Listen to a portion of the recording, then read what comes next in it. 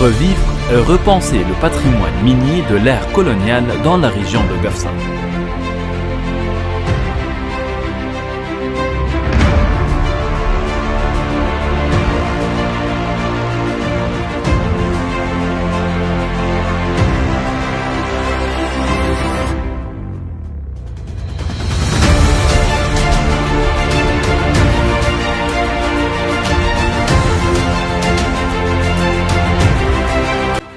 Contrairement à ce qu'on en pense, le patrimoine minier n'est pas une contrainte ou une charge, mais une richesse et une chance de service à l'homme, là où il se trouve.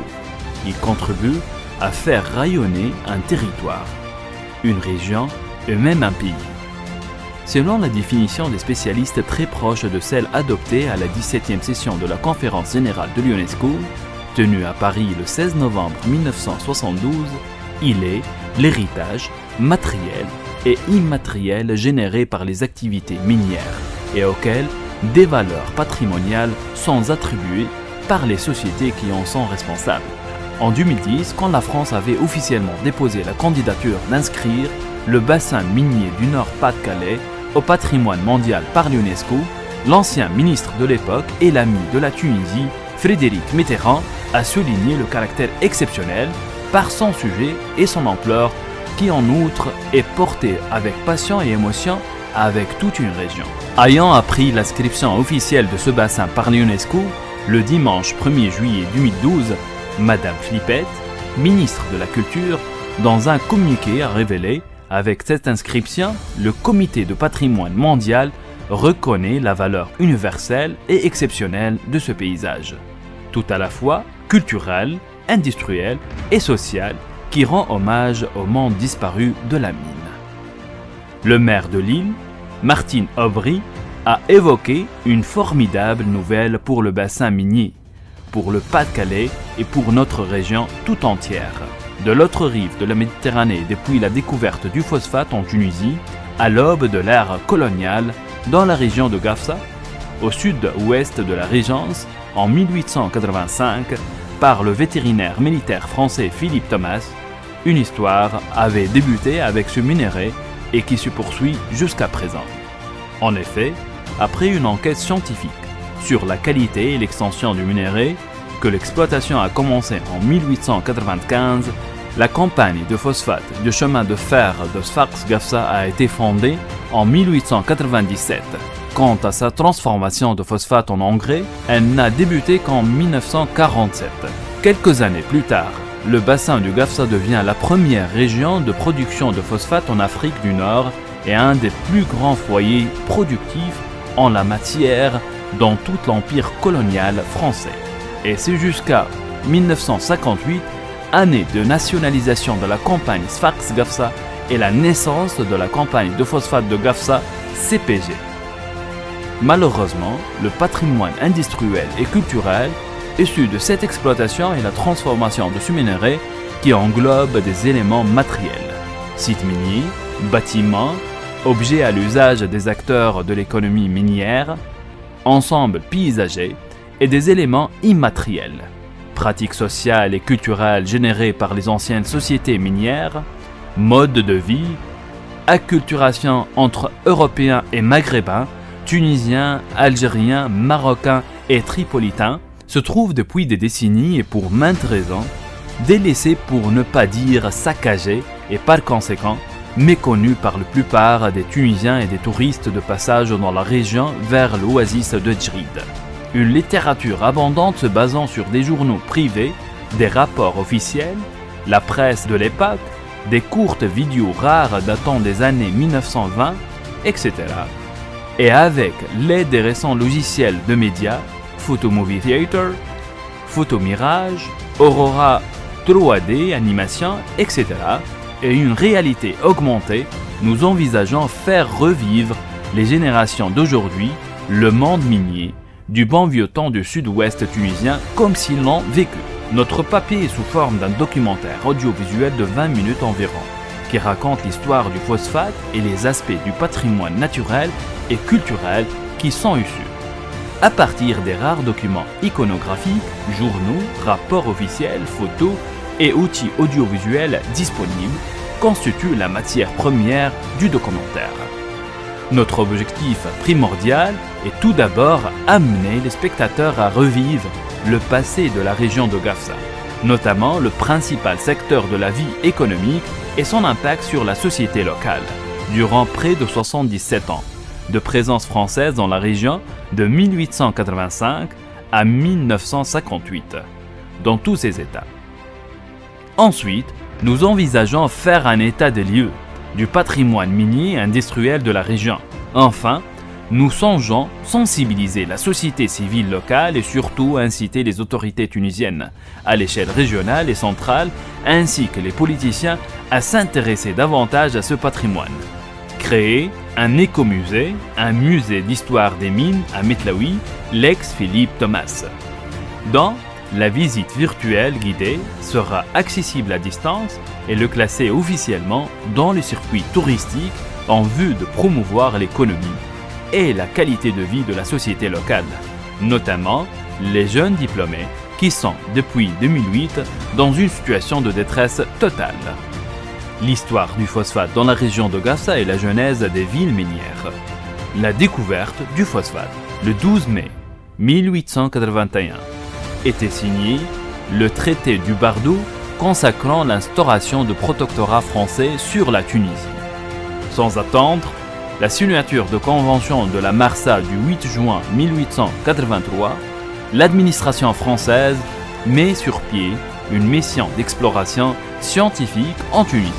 Envoyé en mission, le vétérinaire principal de l'armée, Philippe Thomas, 1843-1910, assura par la région du Sud la partie géologique de cette mission. Il découvrit entre 1885 et 1887 les gisements de phosphate dont la première découverte fut à l'ouest de Gafsa dans les gorges de Thelja, région de Metlaoui. Les gisements de phosphate, à partir desquels le destin de la région sera bouleversé, renvoient la carte aux pièces ci-dessous dans la vidéo. Parlant de sa première mission scientifique et son évolution, Philippe Thomas avait souligné dans un rapport de mission l'importance économique de la découverte de l'énorme étendue du gisement qui constitue une base de développement démographique de la zone. J'ajouterai que c'est au Djbel Metlaoui qu'apparaissent presque horizontaux grâce à l'affaissement de l'axe crétacique de la chaîne. Les plateaux l'éocène inférieur qui renferment des beaux gisements de phosphate de chaux actuellement exploités par la grande compagnie de Gafsa. Cette exploitation a changé la physionomie de ces montagnes, absolument délaissées et désertes, lorsqu'en avril 1885, j'y découvris les premiers indices de la richesse minérale qu'elles renferment dans leur sein. Elle leur a rendu momentanément la vie, en les repeuplant d'une armée de travailleurs qui sont en train de transformer ce coin de la Tunisie en un centre minier de plus important. Mais ce que l'industrie des phosphates ne pourra rendre à ces montagnes et à ces plaines, c'est la vie végétale qu'elles ont presque totalement perdue, car rien n'égale leur désolante aridité. L'étable éocène de Metlaoui renferme de nombreuses couches de phosphate de chaux, atteignent ensemble une épaisseur de 10 mètres. En 1896, après bien des déboires et de nombreux efforts, les autorités françaises réussissent enfin à fonder la Compagnie des phosphates et du chemin de fer de Gafsa, au capital de 18 millions de francs, dont 4 souscrits par la société de Mokhta El Hadid, mine près de Bonn en Algérie, dont il avait monté l'exploitation.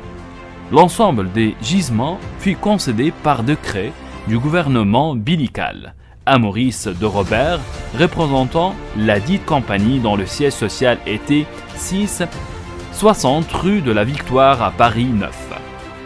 Le décret accorde la concession, reconnaissait le droit d'exploitation des gisements de phosphate de toute la région du sud-est tunisien, Metlaoui, Moulares, Erdaïf, mais imposait, outre la réalisation d'une ligne de chemin de fer reliant ces gisements au port de Sfax, l'établissement d'un trafic de voyageurs vers Tozeur d'une part et vers Gebs d'autre part, par ailleurs un vaste domaine dit du Charal de 30 000 hectares situé entre Sfax et Ghraïba était rattaché à la campagne. Il fut couvert d'immenses étendues d'oliveraies, près de 200 000 pieds à la fin des années 1920 et possédait une huilerie moderne. Les travaux aussitôt entrepris et organisés par Alphonse Parent, 1826-1903, en sa qualité d'administrateur délégué, premièrement la réalisation en seulement 2 ans et sans aucun concours financier du gouvernement, d'une voie ferrée, écartement métrique, longue de 243 km.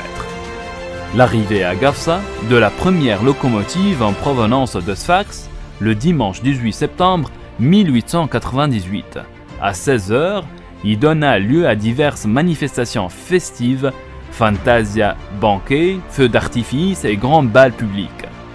Pendant ce temps, les travaux préparatoires à l'exploitation minière avançaient, et celle-ci commença sur les bords de l'Ouest Metlaoui. Les premiers trains de phosphate se dirigent vers le port de Sfax, agrandi en 1897, prirent leur départ en mai 1899, année où l'extraction atteignait 60 000 tonnes. Au départ de Metlaoui, la ligne fut plongée par la campagne pour le compte de l'État tunisien, jusqu'aux oasis de Louidienne et de Tozr, 54 km. Les 81 km de ligne entre le branchement de Ghraïba et Gebes furent construits par le gouvernement tunisien pendant la première année du conflit mondial de 1914 jusqu'à 1918, permettant de relier cette dernière ville à Sfax. Ces 2 dernières lignes furent exploitées par la campagne avec participation de la Tunisie aux recettes, la condition d'assurer un transport de voyageurs vers ces villes, telle qu'elle était demandée, avait donc abouti. Certains wagons de voyageurs des trains de nuit étaient équipés de couchettes. La jeunesse des villes minières de Gafsa.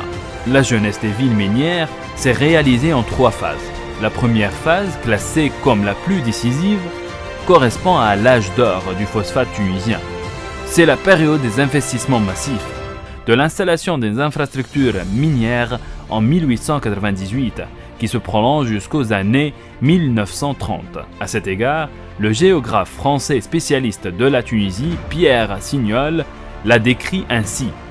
Les années 1930 sont marquées en Tunisie par un gonflement des centres anciens, en particulier des centres miniers, où apparaissaient quelques petits noyaux de sédentarisation où viennent s'agglomérer des populations miséreuses. Près des années 1930 survient l'époque de crise économique et par la suite la crise sociale qui se prolonge jusqu'à l'indépendance de la Tunisie le 20 mars 1956. Les 4 villes minières, ex-Inilou du bassin de Gafsa, Philippe Thomas l'actuel Metlaoui en 1899, Erdaïf en 1908, Moulares l'actuel Omlarais en 1912 et enfin Nvilla en 1920 formaient ensemble un espace ségrégatif à base ethnique d'abord, puis socio-économique. Le modèle d'organisation était un modèle ségrégatif dualiste opposant, à la fois un centre moderne autour d'un noyau historique. Il était essentiellement des colons, des cadres, des ouvriers de la campagne de Sfax-Gafsa qui assuraient l'exploitation et le transport du gisement de phosphate de la région depuis 1895, suivi de fonctionnaires de l'administration coloniale dans tous les secteurs. Elles ont connu la même évolution en matière d'infrastructures de base et d'équipement. D'abord, l'infrastructure industrielle, principalement laverie, qui s'est dégradée peu à peu avec l'extension des zones de stockage de mines à ciel ouvert. Ensuite, le village européen, ou village des cadres, est doté d'un certain nombre de services essentiels plutôt dispersés à sa périphérie. Économes, administration, minière, église, hôpitaux ou dispensaires, écoles, salles de fête, terrains de sport et de tennis, etc. Le besoin croissant de main-d'œuvre conduit l'administration française à mettre sur pied des politiques de recrutement forcé du mineur. Le développement des villes minières, dès lors, a toujours été lié à la relation entre le CP-CFG et le syndicat des mineurs. Au cours de la période de production maximale de la CPCFG, à partir des années 1930 jusqu'à la fin des années 1950, la population de 4 villes minières, composée à moitié de locaux tunisiens et à moitié des arrivants d'origine européenne, des Français essentiellement des fonctionnaires, cadres et responsables des sociétés, des Italiens, des Matais et surtout des Maghrébins, Algériens, Marocains et Tripolitains. Un patrimoine très riche mais délaissé. Suite à tous ces changements dans la région du sud-ouest tunisien depuis 1885 et dans un contexte politico-économique du protectorat français, une série d'activités économiques, technologiques et des changements socio-culturels vécus conjointement par les deux sociétés, européennes et locales de l'époque, qui seront léguées après 1958 aux générations de la Tunisie indépendante. Ce patrimoine minier très riche, que ce soit matériel, sites miniers, tunnels, fosses, résidences, dortoirs, trains, engins, voies ferrées, gares, réserves, production, locaux, cantines, épiceries, économas, magasins, salles de cinéma, dispensaires, etc. ou immatériel, personnel, champs, habits, terres, jeux, corporations et syndicats formes de lutte ouvrière, a été malheureusement rapidement délaissé et se trouve actuellement en état de délabrement, pour ne pas dire complètement perdu, avec le début d'exploitation des mines à ciel ouvert depuis 1979 et les nouvelles technologies d'exploitation et transformation du phosphate dans la région Amvila et ailleurs à Sfax et Gebs. Le patrimoine matériel.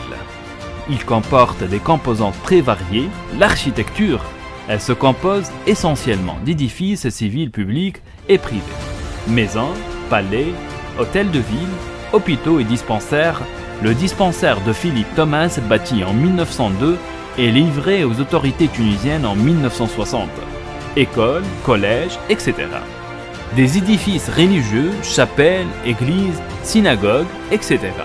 Parmi lesquels on pourrait citer la paroisse Saint-Paul d'Ordaïf, bâtie en 1911, l'église Saint-Joseph de Gafsa, bâtie en 1912, l'église de Moulares au style néogothique, bâtie en 1925, celle de Mvila au style romano-gothique, bâtie en 1952, livrée toutes aux autorités tunisiennes selon les conditions des accords du Modus Vivendi signé avec le Saint-Siège à Rome le 27 juin 1964.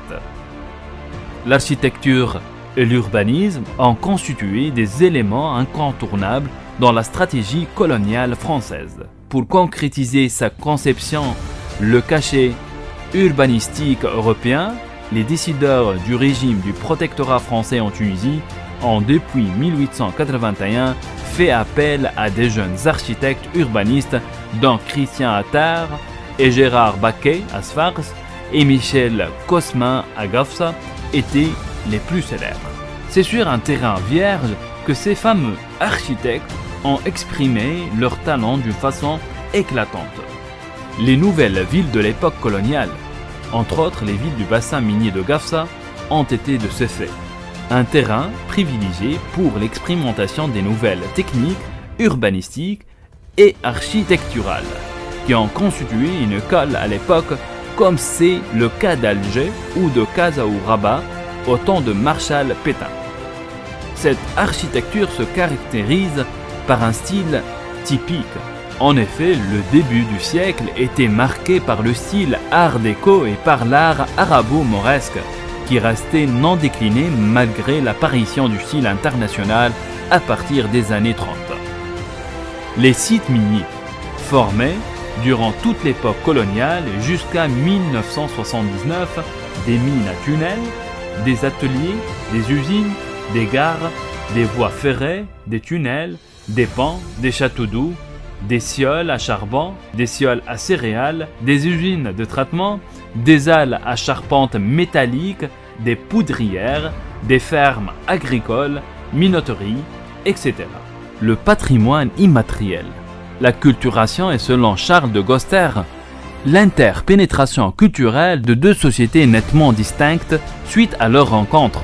Elle peut entraîner des changements substantiels ou radicaux ou des modes de penser, d'organiser, d'informer et d'agir. Les formes de cette acculturation dans le bassin minier de Gafsa sont multiples. En effet, les mineurs de la région de Gafsa ont durant des décennies chanté de nombreuses poésies et chansons sur des airs parfois connus. Des paroles en français et en franco-arabe qui souvent portaient sur leur vie avec ses joies, ses peines et difficultés. Entre autres, la paix tous les 15 jours. Et le 15, l'équivalent de quinzaine en France. Faire vivre sa famille, aller au bar, célébrer les fêtes nationales, le 14 juillet, le 11 novembre, le 8 mai, satisfaire le contre-maître, l'ingénieur et les autres responsables de la compagnie de Sfart Gafsa par leur production et productivité, les accidents de travail, etc. Des mots d'origine française utilisés couramment dans les milieux de mineurs maghrébins.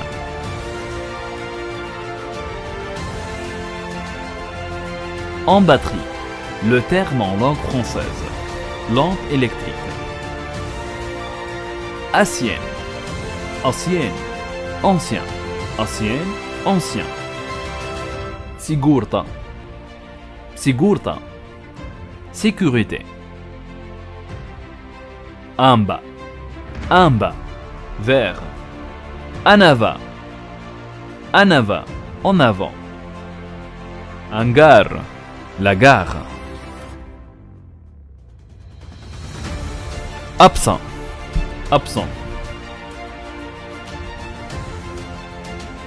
En route, en route. Attention, attention. Bekita, béquille. Banoir, peignoir. Pas de route, pas de route. Pas de route, pas de route. Pins, pants, pins. Bureau d'embauche, bureau d'embauche. Bla, plan. Boomba, pompe.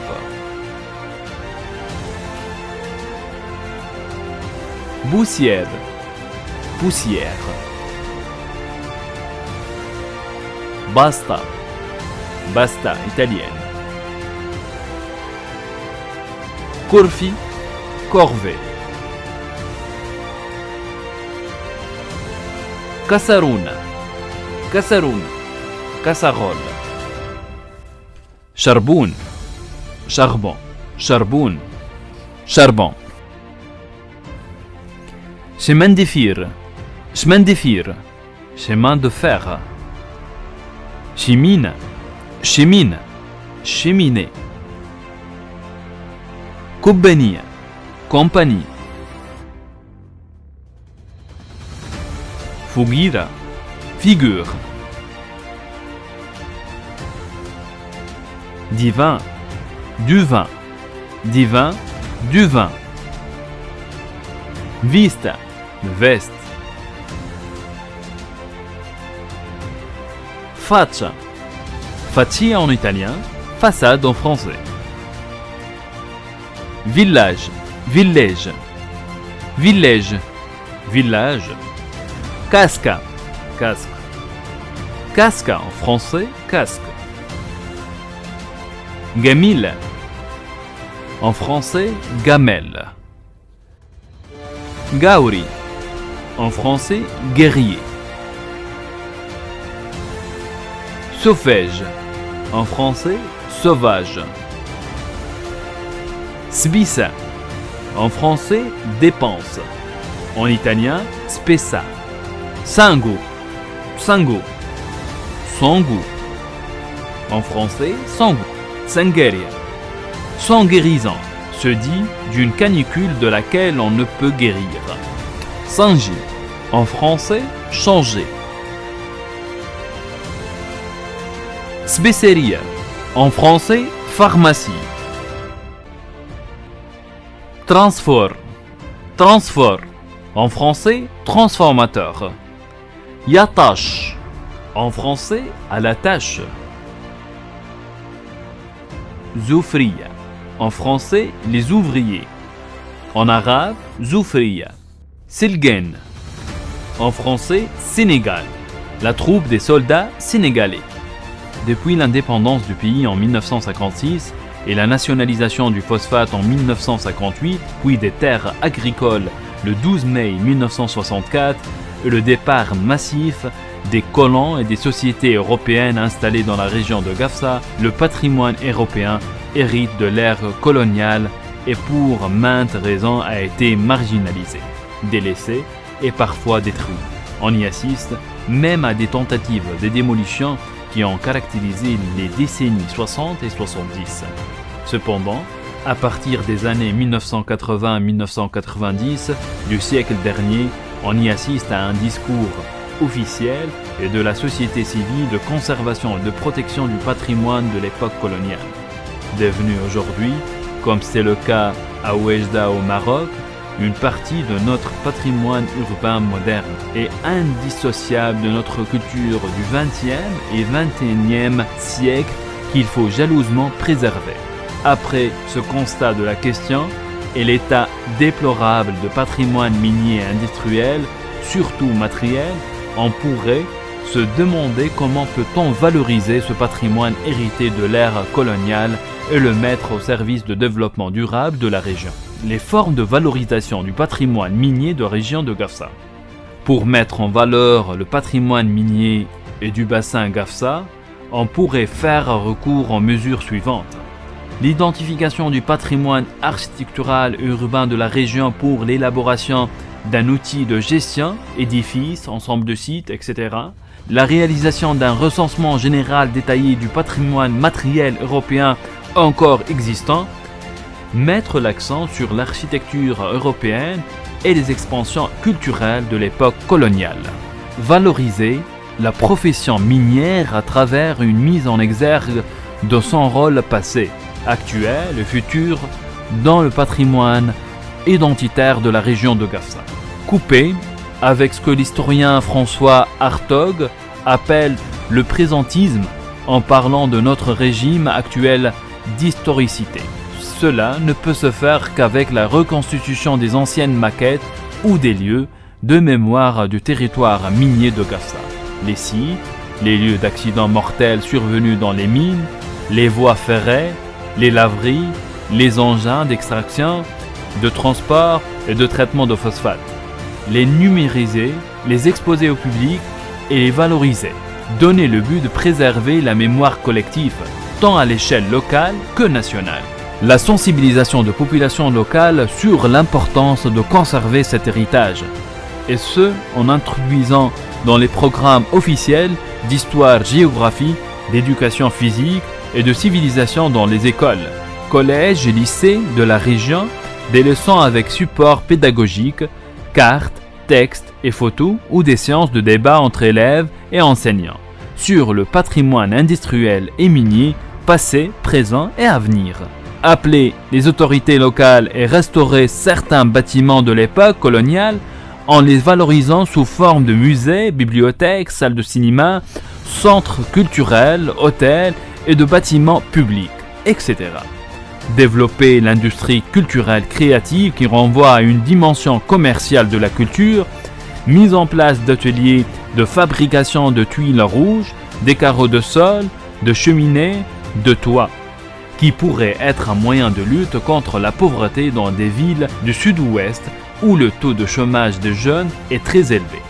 24% de la population en âge de travailler et dépasse la moyenne nationale, 18,4% en novembre 2021. Valoriser les autres facettes de la région avec le potentiel culturel qui renferme des sites de l'époque coloniale, comme une alternative au tourisme culturel local. Une activité inexistante dans toutes les régions de Gafsa et également dans d'autres régions de peuplement européen en Tunisie, le nord-est, le nord-ouest et le Cap-Vert, dans le milieu urbain et rural. Tirer des profits économiques et sociaux de l'héritage de l'ère coloniale en mettant sur pied des politiques de conservation intégrées pour répondre à une demande sociale. Impliquer la société civile de la région dans la valorisation de ce patrimoine local européen à travers le recensement, la protection et la conservation de cet héritage, et ce en concluant des accords avec des associations à l'instar de l'association de sauvegarde de la Médina de Gafsa, créée en juillet 1988 dans le siège 6 à Dar Lungu, et les autres villes du bassin minier, les associations de protection de l'environnement et de la nature, etc. La réalisation d'un inventaire détaillé d'édifices et sites miniers de la région. L'implication des jeunes et de la société civile dans l'effort de sauvegarde du patrimoine minier. Enfin, la préparation d'un dossier exhaustif en vue de classer le bassin minier de Gafsa sur la liste du patrimoine mondial de l'UNESCO pourrait devenir un jour une réalité et non un simple rêve. Conclusion. En guise de conclusion, la réalisation d'un documentaire sur le patrimoine minier et industriel de la région de Gafsa sous le protectorat français, à partir des technologies nouvelles et divers outils iconographiques selon des normes internationales, ne peut que contribuer à la construction de la mémoire collective locale et nationale en la matière et un outil efficace de réconciliation de la société locale en particulier et tunisienne en général avec son passé et son patrimoine matériel et immatériel hérité de l'ère coloniale.